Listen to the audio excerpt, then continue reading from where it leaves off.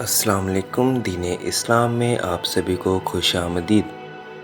निकाह की इस सीरीज़ में हमारा आज का सवाल ये है कि क्या एक औरत तलाक लेने के बाद अपने पहले वाले शोहर के पास वापस जा सकती है या नहीं।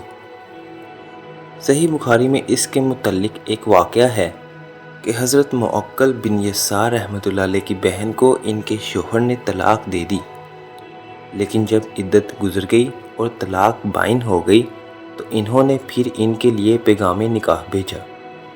मुअक्किल रहमतुल्लाह अलैह ने इस पर इनकार किया, लेकिन इनकी बहन निकाह करना चाहती थी तो अल्लाह ने ये आयत नाज़िल फरमाई, तुम इन्हें इससे मत रोको कि वो अपने शोहर से दोबारा निकाह करें। जो लोग किसी गैर मुस्लिम मुल्क में रोज़गार या किसी और मकसद से चले जाते हैं, इनकी तरफ से अक्सर ये सवाल होता है कि क्या मुसलमान गैर मुस्लिम लड़की से निकाह कर सकते हैं।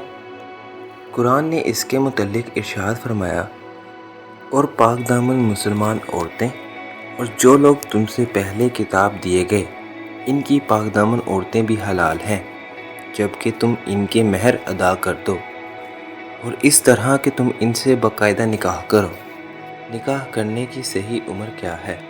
जब लड़का या लड़की बालिग हो जाए तो इनका निकाह करना जायज़ है, और इस्लाम में भी छोटी उम्र में निकाह करने की तरकीब दी जाती है, क्योंकि इससे इंसान बहुत से गुनाहों से बच जाता है और निकाह खुद भी बाइसे रहमत है। लेकिन छोटी उम्र में निकाह करने को लाजिम करार नहीं दिया गया। सही बुखारी में है कि हज़रत खदीजा रज़ी अल्लाह अन्हा की वफ़ात आप सल्लल्लाहु अलैहि वसल्लम की मदीना हिजरत से 3 साल पहले हुई। आप सल्लल्लाहु अलैहि वसल्लम ने हज़रत खदीजा रज़ी अल्लाह अन्हा की वफ़ात के 2 साल बाद हज़रत आयशा रज़ी अल्लाह अन्हा से निकाह किया। इस वक्त हज़रत आयशा रज़ी अल्लाह अन्हा की उम्र 6 साल थी। जब हज़रत आयशा रज़ी अल्लाह अन्हा की उम्र 9 साल हुई तो इनकी रुखसती की गई।